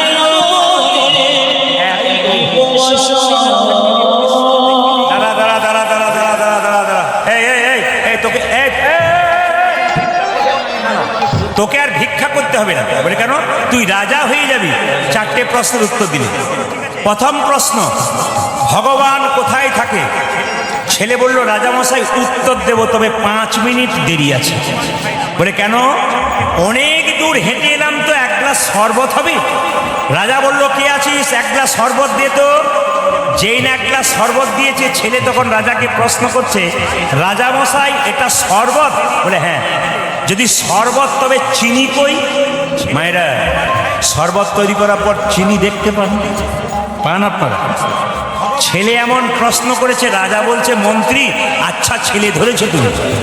এই যে যদি শরবত হবে, তবে চিনি কই? সঙ্গে সঙ্গে রাজা বলছে, এই জন্য তুই ভিখারি নইলে প্রফেসর হতে পারতিস। বলে কেন? জলের মধ্যে চিনি আছে, খালি চোখে দেখা যায় না, চুমুক দিলে বোঝা যায়। ছেলে বলল, রাজামশাই এই গ্লাসটার মধ্যে কিন্তু আপনার প্রশ্নের উত্তর আছে। বলে কিরকম? জলের মধ্যে চিনি আছে, খালি চোখে দেখা যায় না, চুমুক দিলে বোঝা যায়। সেরকম বিশ্ব ব্রহ্মাণ্ডের মধ্যে ভগবান চিনির মতো মিশে আছে। যে ভক্ত ভক্তির চুমুক দেয়, একমাত্র ভগবান, তাই গৌর হরি বল। তার মানে কি? ভক্তি যার কৃষ্ণ তার সর্বশাস্ত্রে কয়, ভক্তি না থাকিলে কৃষ্ণ দেখিলেই কিবা হয়। মায়েরা, ভক্তির দরকার আছে। যারা পেছনে আছেন চিন্তা করবেন না, আমি মাঝে মাঝে ঘুরবো। হ্যাঁ, একজন ভাই তো আমাকে ওখান থেকে ডাকছে, বলে চলে আসো, চলে যদি যাই তো সব শেষ। ঠিক আছে, হ্যাঁ আমি ঘুরবো, চিন্তা নেই, ঘুরবো। আচ্ছা মায়েরা, প্রথম প্রশ্ন হয়ে গেল। রাজা বলল ঠিক আছে। এর 2 নম্বর প্রশ্ন, ভগবান কি খায়? ছেলে বলছে খায় না। বলে কেন? রাজামশাই ভগবান খায় না। মায়েরা বলুন তো, 4টে কলা 4টে আপেল মন্দিরে নিয়ে যান, ভগবান খায়? জোরে বলুন। অনেকে ভয়ে বলছে না, যদি ওটা গণ্ডগোল থাকে। নিয়ে যান তো মন্দিরে, 4টে কলা 4টে আপেল নিয়ে যান তো। ভগবান খায়? জোরে বলুন। যদি না খাই কাল থেকে নিয়ে যাবেন না, না নিয়ে যাবেন। ভগবান খায় না, ভগবান দেখে তুমি প্রেমের ভাবে নিয়ে গেলে না অহংকারের ভাবে নিয়ে গেলে। ছেলে বলল ভগবান খায় না। রাজা বলল বাহ, দারুণ উত্তর দিয়েছিস। 3 নম্বর প্রশ্ন, ভগবান কখন হাসে? লক্ষ্য করবেন। ছেলে বলল রাজামশাই ভগবান 2 বার হাসে। বলে কখন? যখন ভাইয়ে ভাইয়ে দড়ি নিয়ে জায়গা ভাগাভাগি করে। আরে আপনাদের এখানে ভাই ভাই নিশ্চয়ই ঝগড়া নেই। আপনারা হাসছেন মানে ভুল বলে ফেললাম নাকি? একজন মহিলা বললেন কতজন মারামারি করে হাসপাতালে ভর্তি হয়ে আছে, সব জায়গাতেই আছে। আচ্ছা, ভাইয়ে ভাইয়ে যখন দড়ি নিয়ে টানাটানি করে ভগবান বিচার করে, এমন ওপর দিকে টানবো তখন বুঝতে পারিনি, ভগবান তখন আসে। আর ভগবান কখন আসে? যখন দেখবেন অসুস্থ ব্যক্তি আপনার বাড়িতে ছটফট ছটফট করছে, ডাক্তার এসে বলছে আরে কোনো চিন্তা নেই, আমি এসে গেছি, বাঁচিয়ে দেবো। ভগবান বলছে তোরই গ্যারান্টি নেই তুই বাড়ি পর্যন্ত যেতে পারবি, এমন হ্যাঁচকা মারবো না বেটাকে, শুধু বুঝতে পারবি। ভগবান তখন হাসে। 4 নম্বর প্রশ্ন, রাজা বলল খুব সুন্দর উত্তর দিয়েছিস, এটা বললেই তুই রাজা হয়ে যাবি, আমি সিংহাসন ছেড়ে বৃন্দাবন চলে যাব। রাজাকে বলল রাজামশাই এটা কিন্তু কথায় উত্তর দেবো না, কাজে উত্তর দেবো, ভগবানের কাজ কি? রাজামশাই নেমে আসুন সিংহাসন থেকে। রাজা বলছে না নামবো না। বলে না নামলে উত্তর হবে না। আরে নেমে আসুন। যেই না নেমে রাজামশাই বসেছে, রাজা ছেলে গিয়ে সিংহাসনে বসে দিয়েছে। হ্যাঁ নাম, নেমে আয়। ছেলে বলল রাজামশাই উত্তর হয়ে গেছে। বলে কেন? ভগবানের কাজ এই, কাউকে রাজা করা, কাউকে ভিখারি করা। তুমি ছিলে রাজা, নেমে এলে তুমি ভিখারি হলে, আমি ছিলাম ভিখারি, হয়ে গেলাম রাজা। আপনাদের কাছে নিবেদন রইল, আসুন, যেহেতু আমরা খুব সংক্ষেপের মধ্যে যাব, তাই সবাই মিলে হাত তুলে একটু আমার সঙ্গে গাইবেন। এটা মহাপ্রভুর কথা। 10এ 5 সবে মিলে দাঁড়েতে বসিয়া, কীর্তন করহ সবে, হাতে তালি দিয়া। দেখি দাঁড়ান, যার হাত আছে তিনি তালি দেবেন, যার নাই তাতে তোলার কোনো দরকার নেই। দেখি কার কার আছে। সবাই মিলে হাত তুলুন, হাত তুলুন। হ্যাঁ হ্যাঁ হ্যাঁ, একসঙ্গে কিন্তু। হ্যাঁ, খুব সুন্দর ক্যামেরা হচ্ছে। এই ক্যামেরা তো অনেকজনে নিয়ে এসছে, আমি তো তাদের চিনি না। আবার আমার যে ক্যামেরা এসছে তো MK স্টুডিও, আপনারা সার্চ করলে দেখবেন কাকুর বাড়ির কীর্তনের হাততালি আপনারা দেখতে পাবেন, কি সুন্দর দিয়েছেন। হাত তুলুন একসঙ্গে। হরিহরয়ে নম কৃষ্ণ, একসঙ্গে হরিহরয়ে নম কৃষ্ণ, যাদবায় নম হরি, হরয়ে নম কৃষ্ণ,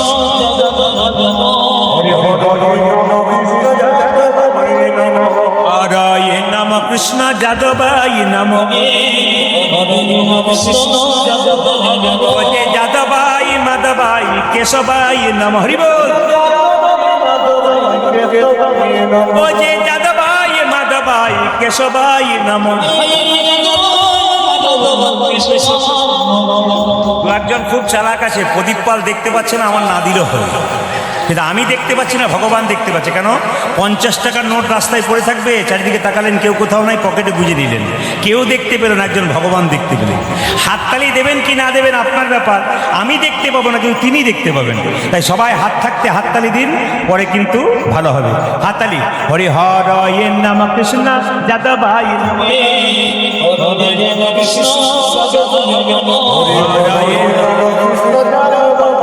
ওজে যাদবায় মাধবায় কেশবায় নমঃ, ওজে যাদবায় মাধবায় কেশবায় নমঃ,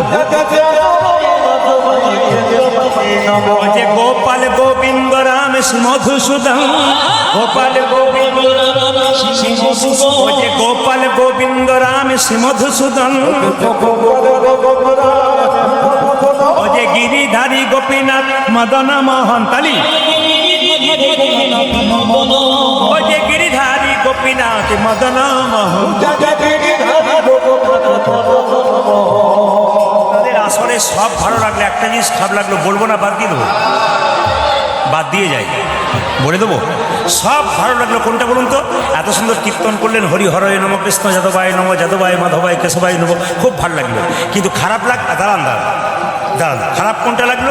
দু চারজনকে দেখতে পেলাম, হরি হরয় নম, কৃষ্ণ যাদবায় নম, যাদবায় মাধবায় কেশব, এদের আমার ভালো লাগলো। খুব ভদ্রলোকের মতো, বিশিষ্ট ভদ্রলোক, হিন্দু সনাতন ধর্মের বিশিষ্ট ভদ্রলোক।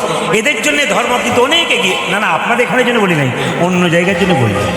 তারপর তো মাইকম্যান দুজনকে প্রথমেই এরকম দেখেছি। ওদের তো থাকতে হবে, কৃপা হবে কি করে? হাত ছেড়ে দাও, কৃপা হবে, হাত ছাড়তে হবে। হাত তুলুন। হরি হরয়ে নম, কৃষ্ণ যাদবায় নম, হরি হরয়ে নম, কৃষ্ণ যাদবায় নম, যাদবায় মাধবায় কেশবায় নম, ওই যে যাদবায় মাধবায় কেশবায় নম, ও যে গোপাল গোবিন্দ রাম মধুসূদন, ও যে গোপাল গোবিন্দ রাম মধুসূদন, ও যে গিরিধারী গোপীনাথী মদন মোহন, ও যে গিরিধারী গোপীনাথী মদন মোহন। এদেরটা বন্ধ করলাম, আপনাদেরটা নেব বলে। দেখি একবার সবাই মিলে বলুন তো একসঙ্গে মহামন্ত্র নাম সুন্দর। এটা তো বৃন্দাবন আজকে, সবাই মিলে বলবেন, বলুন হরে কৃষ্ণ, জোরে হরে কৃষ্ণ, বা কৃষ্ণ কৃষ্ণ, আনন্দ করে, দারুণ উচ্চস্বরে, বাহ, জোরে হরে কৃষ্ণ, বাহ। আমি দারুণ ছিলাম বসিরহাটে, তারপরে কাকু ফোন করলে, বাহ, হরে রাম, জোরে, দারুণ, কিচ্ছু বলল না। দুদিন পরে একটু জোরে হরে কৃষ্ণ, বাহ, আমাকে তারপরে হ্যাঁ ঘোষ বাড়ি গিয়েছিলাম, আবার আনন্দ করে উচ্চস্বরে, বাহ। বাবা ওটা আমার বাড়িরই গান। থাকে একটা সত্যি কথা বলি, আমি ঘোষ বাড়িতে গান করতে এসেছিলাম বসিরহাটে, তারপরে কাকু ফোন করলেন, বাবা প্রদীপ, বলে কি একটা ডেট লিখে নাও তো। লিখলাম, কিচ্ছু বলল না। দুদিন পরে বলছে ওই গানটার ডেটটা যেন ফেল না করে, আসতে কিন্তু হবে আমাকে। তারপরে হ্যাঁ ঘোষ বাড়ি গিয়েছিলাম, আবার আগামীবার আসবো, বাইনা আছে। সবার কাছে নিবেদন, তো উনি আমাকে বললেন না, শেষে দু চার দিন পর বলছে, বাবা ওটা আমার বাড়িরই গান, যদি আমি না আসি। লেখার পর বলছে, দলিল হয়ে গেল, তারপর বলছে আর কি এটা কিন্তু আমার বাড়ি গান। না আসলে কাকু ভয় খাচ্ছিল যে আসবো কিনা, কেন আসবো না, উনি তো আমার শ্রদ্ধেয় ব্যক্তি, প্রণম্য ব্যক্তি, খুব ভালোবাসি, আমি শ্রদ্ধা করি, আমাকে খুব ভালোবাসি ছেলের মতো, তাই এসেছি। অবশ্যই আপনারা একটু আশীর্বাদ করবেন, আর সবাই মিলে জায়গাটাকে বৃন্দাবন তৈরি করার জন্য আবার একবার বলুন একসঙ্গে, হরে কৃষ্ণ, জোরে হরে কৃষ্ণ, জোরে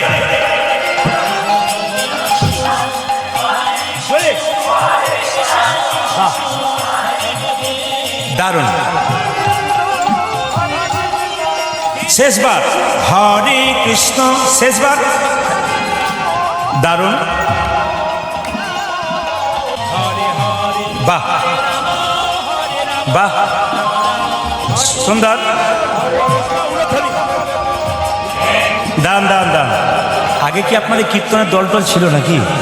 দারুণ গাইছেন কিন্তু। এরপরে এলাকাতে এলে এদের আনমন আপনাদের দিয়ে চালিয়ে দেবো। তাহলে বলুন হরে কৃষ্ণ, হরে কৃষ্ণ, কৃষ্ণ কৃষ্ণ, হরে হরে, হরে রাম, হরে রাম, রাম রাম, হরে হরে। বলুন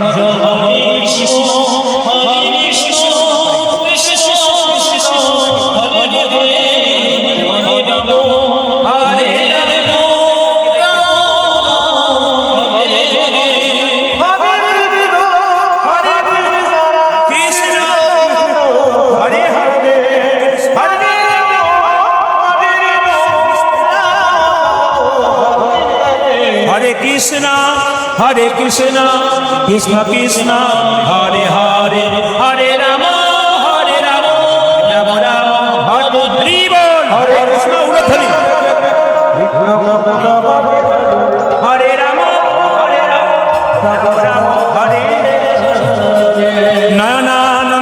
ভনে সেই তো সকলে জানে সর্বসিদ্ধি পরতলে। এখানে ছোট্ট একটি তাল আছে, সবাই করছে বলে আমি আর সময় নষ্ট করলাম না। সবাই মিলে একসঙ্গে চলুন, আমরা রাধে রাধে বলে বৃন্দাবনে যাই। একসঙ্গে বলুন রাধে রাধে। दोनों हाथ उठा के बोलो, आरो जोरे बोलो, जोर से बोलना पड़ेगा।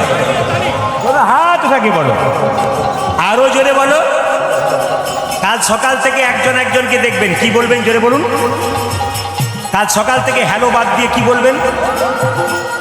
কালকে বাচ্চা ঘুম থেকে উঠছে না, কি বলবেন? একজনের সঙ্গে একজনের দেখা হবে, কি বলবেন? স্বামী স্ত্রীতে ঝগড়া হলে কি বলবেন? খুশি, আমি খুব খুশি। সবাই মিলে চলুন আমরা বৃন্দাবনে যাই। চলো রে মন বৃন্দাবন ধাম, চলো রে মন বৃন্দাবন ধাম, रति जा राधा राधा नाम, मिलेंगे कुंज बिहारी, मिलेंगे राधा प्यारी। चलो मन वृंदावन।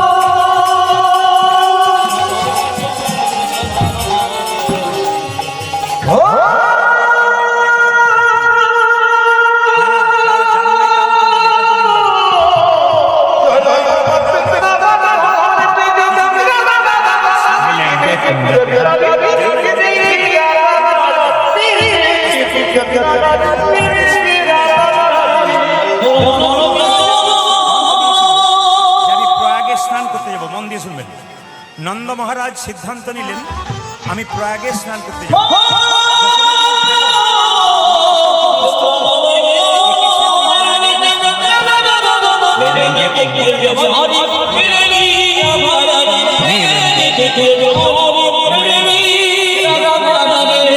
सब धाम से प्रिय वृंदावन धाम है, सबसे मीठो मधुसी राधा नाम है। सब धाम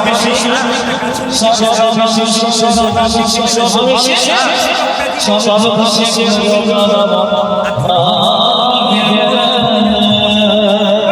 কিন্তু খুবই আশ্চর্যের ব্যাপার। একটু বলি, কারা কারা বৃন্দাবনে গেছে একটু হাত তুলবেন। না না, যারা যান নাই তারাও তুলবেন, এটা তো বৃন্দাবন। যারা যারা এমনি বৃন্দাবনে গেছেন তাদেরকে বলি, কিছুদিন আগে আপনার প্রয়াগে স্নান করতে, প্রয়াগ যান নাই, অনেকে গেছেন না, কুম্ভ মেলা। আস্তে আস্তে আপনারা যারা প্রয়াগে স্নান করতে গেছেন, একটা ছোট্ট কথা বলি।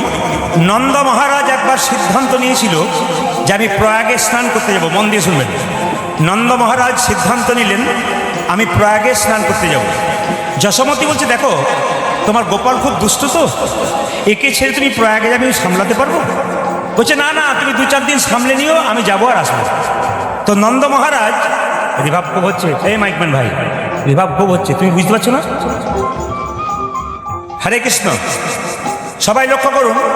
তো নন্দ মহারাজ যখন প্রয়াগে যাবে, মায়েরা যেতে যেতে বৃন্দাবন একটা গাছের নিচে বসে আছে।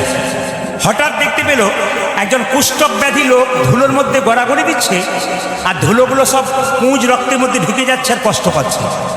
কিন্তু খুবই আশ্চর্যের ব্যাপার, ও যখন দাঁড়িয়ে যাচ্ছে ধুলোতে গড়াগড়ি দেওয়ার পর, ও গোটা শরীরটা আবার সর্বাঙ্গীন সুন্দর হয়ে যাচ্ছে, কোনো রোগই নেই। যখন গড়াগড়ি দিচ্ছিল পুঁজ রক্ত, লোকটা গড়াগড়ি দিচ্ছে পুঁজ রক্ত, কিন্তু যখনই উঠছে ওখান থেকে, তখন সুন্দর দেহ হয়ে যাচ্ছে। নন্দ মহারাজ জিজ্ঞেস করলো, তুমি কে, যে বৃন্দাবনে মাটিতে এমনি করে গড়াগড়ি দিচ্ছ? বলছে আমি হলাম প্রয়াগ। তুমি প্রয়াগ?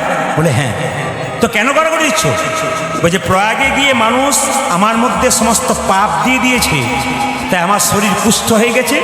আমি শুনলাম বৃন্দাবনে ধুলিতে কেউ যদি গড়াগড়ি দেয় তার নাকি কুষ্ঠ ভালো হয়ে যায়, তাই আমি প্রয়াগরাজ এসে বারবার গড়াগড়ি দিচ্ছি। নন্দ মহারাজ তখন মনে মনে ভাবলো, আমি বৃন্দাবন থেকে প্রয়াগে যাব, স্বয়ং প্রয়াগরাজ বৃন্দাবনে আসছে, তাহলে বৃন্দাবনের কত মাহাত্ম, আমার আর প্রয়াগে গিয়ে কোনো লাভ হবে না। এই জন্য সবচাইতে প্রিয় ধাম কোনটা? বৃন্দাবন ধাম। সব ধাম সে প্রিয় বৃন্দাবন ধাম হ্যাঁ, सबसे मीठा मधुर राधा नाम है।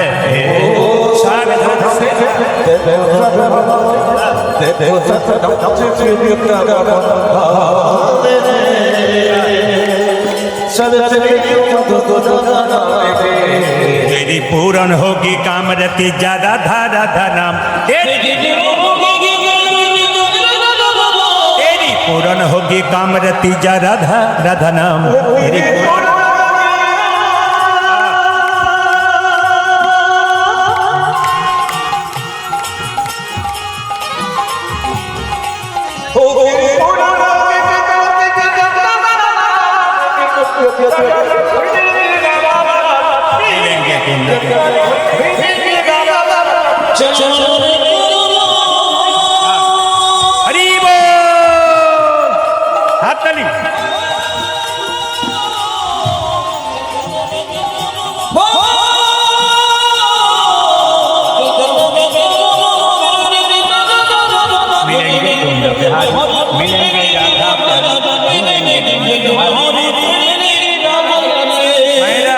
সবাই মিলে বলুন রাধে রাধে রাধে রাধে রাধে রাধে।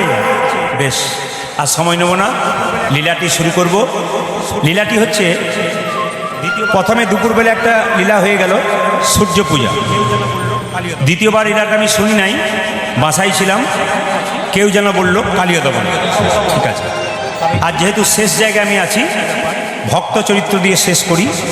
তবে এই জায়গাটাতে আসা বড় কঠিন ব্যাপার, কারণ এখানে এক থালা বাতাসার দরকার ছিল। 100 গ্রাম বাতাসা যদি একটা থালাতে দেওয়া যায় বাড়ি থেকে এনে, খুবই ভালো হয়। যদি সম্ভব হয় তাহলে এখানে এক থালা বাতাসা, ছোট্ট একটা রাকাবিতে একটু বাতাসা 2-10টা দিলেই হবে। কিন্তু যদি সম্ভব হয় একটু সবাইকে দিয়ে দিয়ে এভাবে পার করে দিন, ওখান থেকে দিন তো সবাই হাতে হাতে পার করে দেবে, যদি সম্ভব হয়। হরে কৃষ্ণ, প্রলুধ্বনি দিন।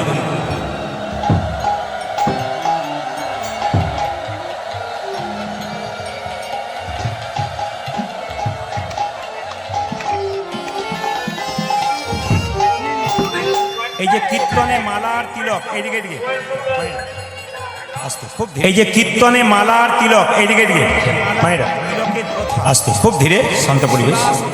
কীর্তনে এই যে মালা এবং তিলকের প্রথা, শিবাসঙ্গনে প্রথম মহাপ্রভুকে কীর্তনের মাধ্যমে মালা এবং তিলক দিয়েছিলেন ভক্ত রঘুনন্দন।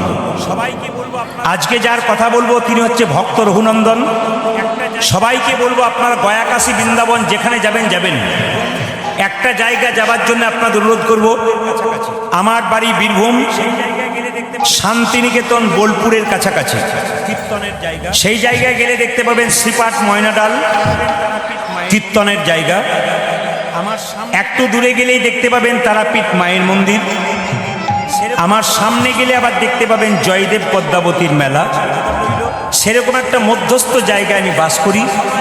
আপনাদের কাছে নিবেদন রইল, যদি আপনারা বর্ধমান জেলার শ্রীখণ্ড গ্রাম যান, তাকাবেন, যদি বর্ধমান জেলার শ্রীখণ্ড গ্রাম যান, ওখানে দেখতে পাবেন একটা ছোট্ট গোপীনাথের মন্দির আছে। ওই গোপীনাথের হাতে অর্ধেকটা নাড়ু আছে, এবং সেই নাড়ুটা হচ্ছে পাথরের নাড়ু। পৃথিবীতে যত মন্দির আছে ভগবানের, সব ভগবানের হাতে বাঁশি দেখতে পাবেন, নাড়ু দেখতে পাবেন, অন্য কিছু দেখতে পাবেন, কিন্তু ওখানে গেলে আশ্চর্যের ব্যাপার দেখতে পাবেন গোপীনাথের হাতে অর্ধেকটা পাথরের নাড়ু। এটা অর্ধেকটা হলো কেন, এটা পাথরের নাড়ু হলো কেন, তারই কথা বলবো। লীলাটির নাম ভক্ত রঘুনন্দন। ভক্ত রঘুনন্দন 5 বছর বয়সে ভগবান গোপীনাথকে নাড়ু খাইয়েছিল। এই জন্য আমি কাকুকে বলবো, বাড়ি থেকে একটা ছোট্ট থালাতে একটুখানি বাতাসা 100 গ্রাম দিতে পারলে খুব ভালো হয়, ওটা দেখানোর জন্য। সবার কাছে নিবেদন রইল, রঘুনন্দনের বয়স হয়েছিল যখন 5 বছর। আমি কিন্তু মাঝে জিজ্ঞেস করবো, তাহলে বুঝবো কেমন কীর্তন শুনছেন। রঘুনন্দন গোপীনাথকে নাড়ু খাইয়েছিল মাত্র 5 বছর বয়সে। কত বছর বললাম, জোরে বলুন? 5 বছর। যেদিন রঘুনন্দনের জন্ম হয়েছিল সেই দিনটা ছিল বৃহস্পতিবার। আস্তে বাবা, আস্তে আস্তে আস্তে আস্তে আস্তে। যেদিন রঘুনন্দনের জন্ম হয়েছিল সেই দিনটা বৃহস্পতিবার। যেদিন রঘুনন্দন গোপীনাথকে নাড়ু খাইয়েছিল সেই দিনটাও বৃহস্পতিবার। এই জন্য যারা কীর্তন শুনতে এসছেন, রঘুনন্দন লীলা যদি আপনারা শোনেন বা রঘুনন্দনের সম্পর্কে যদি পড়াশুনো করেন, তাহলে আপনারা সবাই একটু লক্ষ্য করুন আমার দিকে। হ্যাঁ, হরে কৃষ্ণ।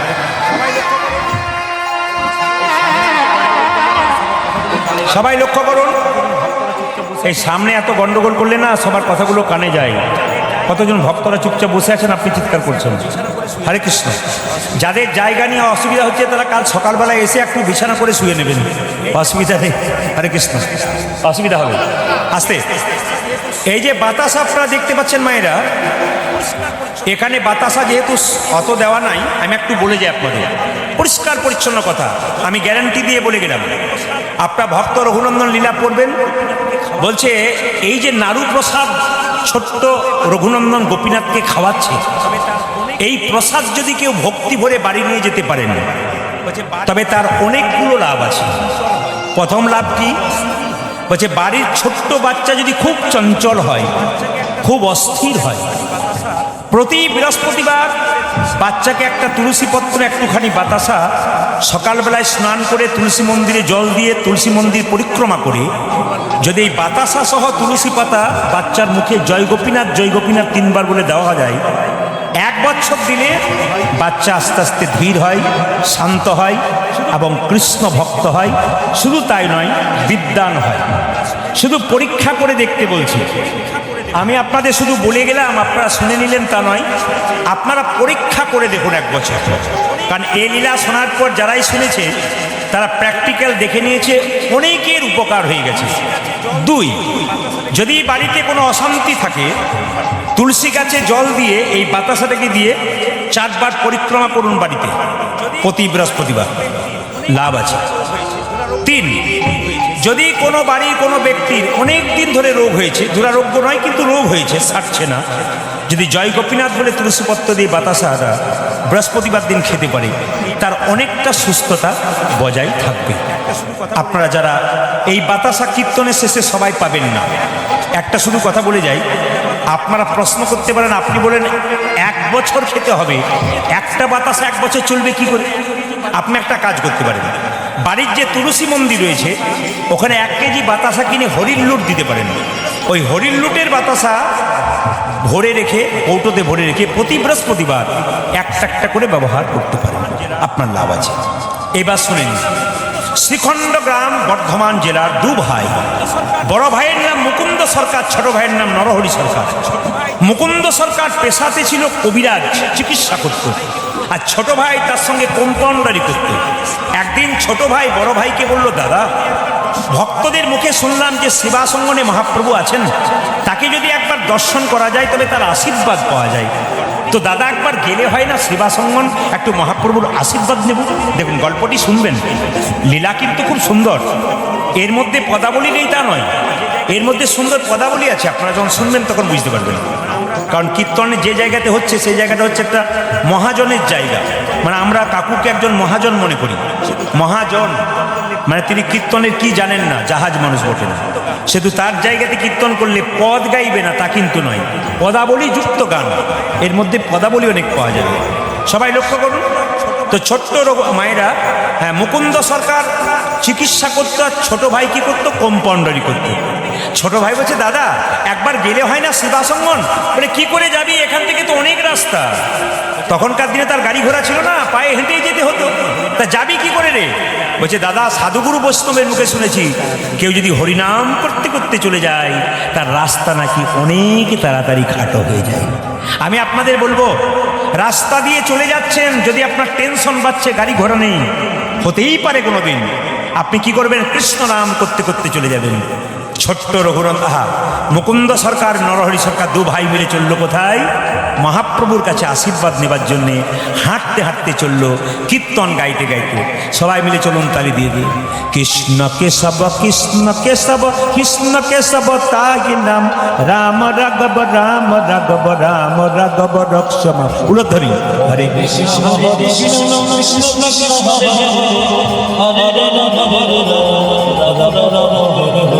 হরে হরে কৃষ্ণ কৃষ্ণ কৃষ্ণ হরে হরে, হরে রাম রাম রাম হরে হরে।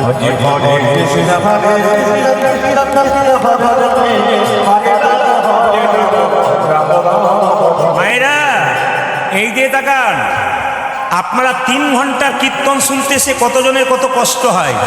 যদি বৃন্দাবনে যান, আমি কদিন আগে গিয়েছিলাম বৃন্দাবন, মাস 2 আগে, আমার ছেলেদেরকে নিয়ে, সবাইকে নিয়ে, আমার পরিবার সহ আমার দলের ছেলেদেরকে নিয়ে গিয়েছিলাম। তো রাধাকুণ্ড শ্যামকুণ্ড তীরে দেখতে পেলাম কত ভক্ত সকাল ভোরবেলায় স্নান করে ভিজে কাপড়ে শুধু রাধে রাধে বলে কেঁদে যাচ্ছে ঘন্টার পর ঘন্টা। আর আমাদের 2 মিনিট তালি দিতে কত কষ্ট হয়। একটু বিচার করবেন, তারা পাবে না তো কি আমরা পাবো? আমরা সবাই মিলে গাইব একসঙ্গে, হাত তালি দিয়ে। কৃষ্ণ কেশব কৃষ্ণ কেশব কৃষ্ণ কেশব তাই নাম, রাম রাঘব রাম রাঘব রাম রাঘব রক্ষমাম, হরে কৃষ্ণ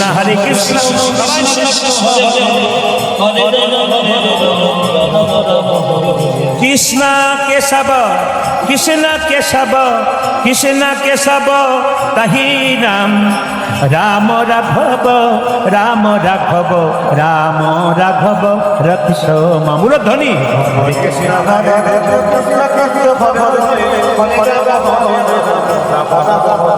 কৃষ্ণ কেশব কৃষ্ণ কেশব কৃষ্ণ কেশব তাই নাম, রাম রাঘব রাম রাঘব রাম রাঘব রক্ষমাম।